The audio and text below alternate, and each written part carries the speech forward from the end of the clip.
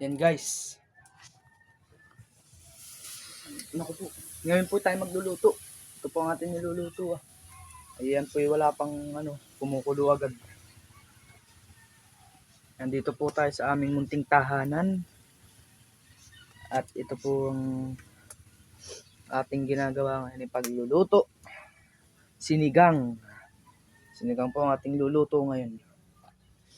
Guys, magkagayat lang po tayo guys. Kahit ano lang po na pagkagayat. Na guys, isa lang pong kamatis ang ating ilalagay. Ay, grabe po ang presyo ng kamatis. Dito po sa amin ang presyo po ng kamatis sa amin ay 15 isang piraso. Opo. Sila po naman ay ginto na. Mahal. At po siguro napadami-dami ang aking bili. Hindi ko po alam ang presyo. Baka pubos ang aking natatabing pera. Mahal po ng mga bilihin yan. Ang lulutuin natin yun is masarap na sinigang. Sinigang. Kaya na tayo na sili. Nalagay na po natin yung ating kamatis. Tapos isusunod na natin tong panigang. Talaga naman pong asim kilig-iri. Lahat na natin para mas sumarap.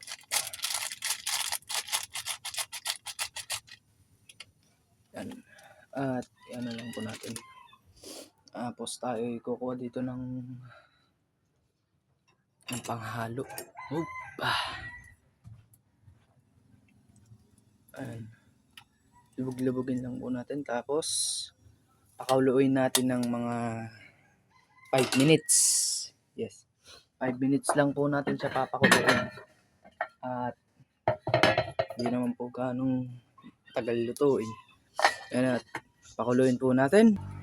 Guys, matapos ang megit na konti-konting minuto ay na kanya naging itsura.